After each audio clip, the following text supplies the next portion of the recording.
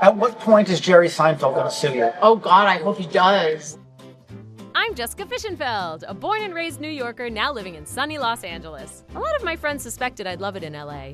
Was it my bright wardrobe, my blonde hair, or my blind optimism that tipped them off? Either way, they were absolutely right. I love living in La La Land. But as time went on, I realized something was missing. I felt a hole that kept getting bigger and bigger until it was boiling. Something I took for granted all those years in New York without even realizing it. Bagels! I honestly didn't eat them very often, but when I did, I knew exactly where to go. But until I have a T-Swift level private jet, I can't travel 2,800 miles for breakfast. Vanessa Carlton won't even walk over 1,000. So could I find a bagel worth my while in the West? I enlisted some friends to help me out on my quest while I put my eternal optimism to the test. This is Bagels and Banter with Jessica Fischenfeld. It's a beautiful day in Manhattan Beach and a beautifuler day for bagels. My bagel buddy today is a celebrated award-winning photographer and photojournalist. He's one of the quirkiest Jews I know and has claimed sole proprietorship on the fedora fashion statement. It's V.A. Van Sise! And he's very strong. Manhattan Bread Bagel has been feeding the fine folks of the beach cities since 1993. Founded by husband and wife team Lynn and Michael, they've been employing much of the same staff for years, while also maintaining careers in law and politics. While I can't officially confirm their ethnic roots, I'm confident that a lawyer and a congressman open a bagel shop makes for a great opening for a Jewish joke. They've got great challah for Shabbat, but do their bagels pass the opinionated Jews test? Let's find out. Your bagel has too little cream cheese. My bagel has the right amount of cream cheese. That is a lot of cream cheese. Do you know why there's the history of having a lot of cream cheese in New York? Can I tell you what I think I know? What do you think? Yeah. I think it's because Lox and I Nova. was going to tell you a whole story about belly lox. That's right, because Yeah. Lox is so salty. So salty, yeah. If you keep it on your tongue too long, you can burn your tongue. That's right. And so You we had need something dairy to to cut it out. cut the Lox. And back in those days, all the cream cheese was actually just pot cheese with a little bit of lemon in there to curdle it. And so the lemon would help cut out the salt too. I didn't know that part. I've got my salt bagel. Wait, okay, let's try it. It's cut weird. To the it's cut weird. So we're already judging. Here we go. Okay. I have notes. First of all, what'd you got? I got a salt bagel Okay. with too much chive cream cheese. A lot. Yeah, a lot. You asked Yeah. for. I did. I like a bagel that's fundamentally a cream cheese delivery device. Mhm. It should fundamentally disgust others, keeps their hands off it. I grew up in a big family, I have 30 cousins, and so I'm, provincial about food. However, I think the place is cleverly named. We're here at Manhattan Bagel. They trick you with their allures and their wiles. They think this is Manhattan Bagel, and this is bread. Period. Yeah, I don't usually get a cinnamon raisin. They have a lot of sweet bagels. They have a lot of unusual flavor choices, I noticed. Oh yeah, the chocolate chip. Apparently that's more common than I thought. Chocolate chip? Yeah, I've never seen it in the homeland. I've never seen it in Manhattan either. Yeah. But I don't know if it was because I was blind to it because it's not my go-to. You're starting to see in New York a wider variety of bagel flavors. I think since the whole rainbow bagel thing happened, Yeah. since bagels became Instagrammable, you see things with Yes. berries and things that make them more colorful. You can be more adventurous with cream cheese, I think. If you're going for like crazy bagel flavors and crazy cream cheese Yeah. flavors, it's like, whoa. And especially because most of the crazy flavors are actually just crazy color dyes.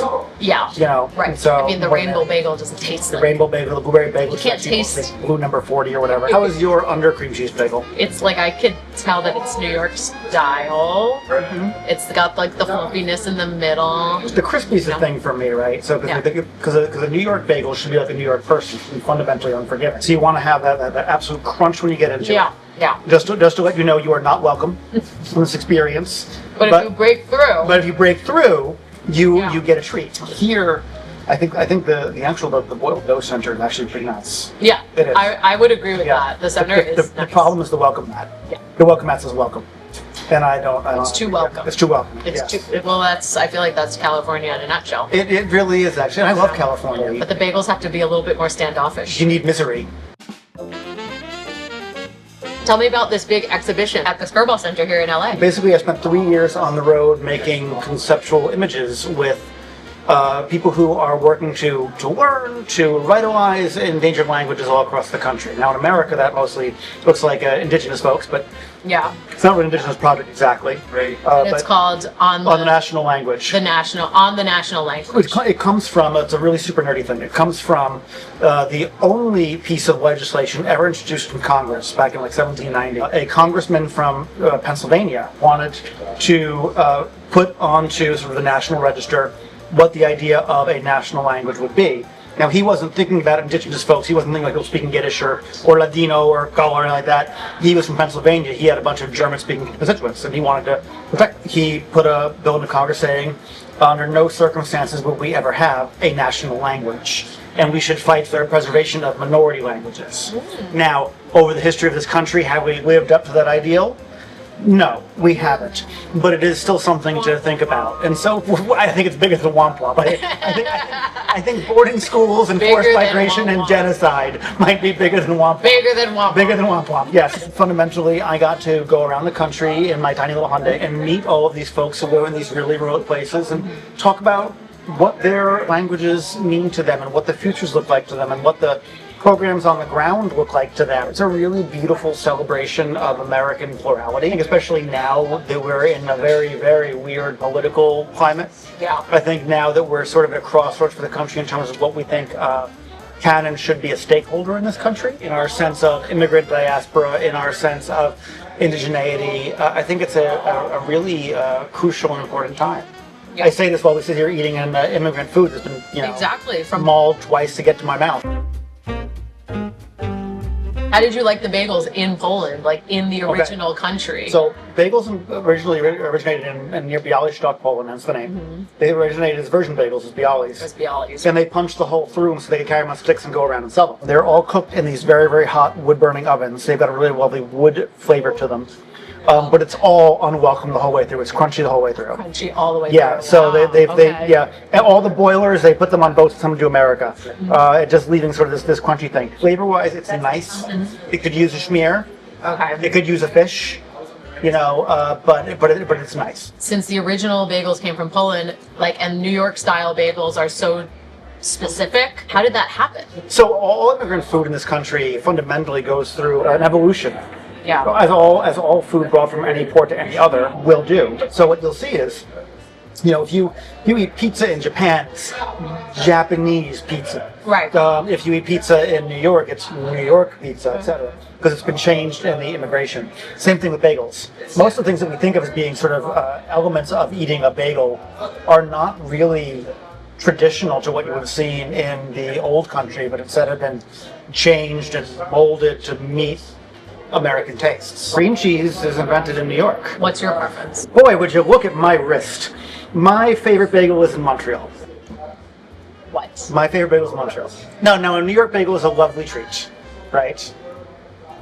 You show me the most beautiful person in the world and I'll show you the spouse who's tired of sleeping with them. Montreal bagels, I love the honey malt that they put into the bagel. I love the general lack of drama that you have with a Montreal bagel as opposed to a New York emotive bagel. But you told me you love me! Because everything's better in French. French kissing, French envelopes, French bagels. This cinnamon raisin bagel with light cream cheese. Wrong. It might be wrong, but it is true. I mean, they claim to be New York style, but it's not big and puffy. I do enjoy the inside texture of the chewiness on the inside, but yeah, not so crispy on the outside. And it's just it just wasn't much bagel. Yeah, what do you think? Here's the salt that was missing in my first half. There it is. Oh, okay. And with the right amount of cream cheese. Wrong. I'm very no.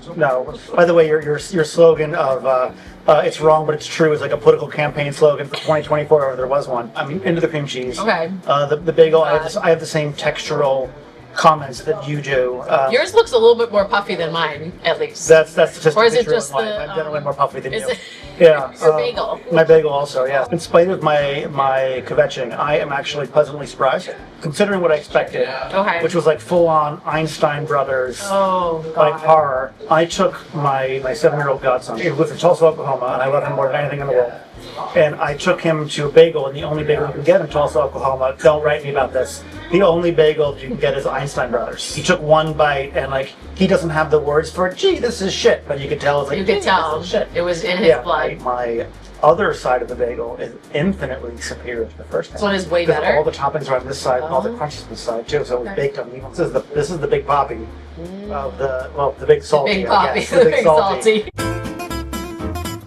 I worked for quite a few years as a food photographer for magazines in New York, and I was watching in real time how that was happening, where people were thinking more about how it would look for the camera, for the advertisement, for the article, rather than what it would actually taste like when it got to the diner's mouth. If you have a restaurant where they have 1 million Instagram followers because they've got some dickhead who like sprinkles salt in a funny way, then people will go there and they'll make a lot of money.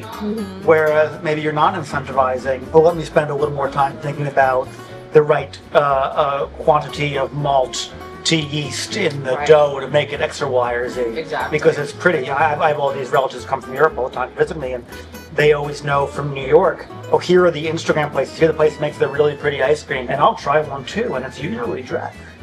Because in New York, the best places you can ever eat are in some guy's basement. Yeah. Right? Some hole in the It's the dirtiest place you ever saw. My favorite bagel place in New York City is called the Bagel Hole in Park Slope. It's really, really small, and everyone there is really, really unhappy, and it's so, so good. The key ingredient is tears, like Matilda style, you know? Yeah, sure. She put her blood, sweat, and tears into that big chocolate cake, and it looked so good. Yes, well, the blood is what helps. You know, good chocolate cake always gives the color. Now, I don't know how much you can fundamentally augment a circle. That always surprised me in a city that's good at makeovers. I mean, they're trying. Here's to bagels and Jews and opinions. Something you'll never run out of. In Bagels Veritas.